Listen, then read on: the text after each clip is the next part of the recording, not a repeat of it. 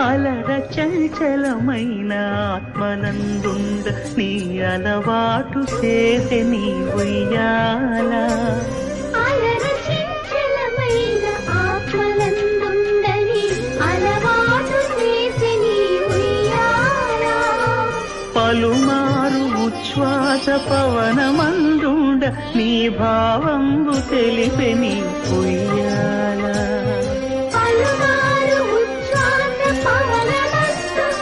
నీ భావంబు తెలిపే నీ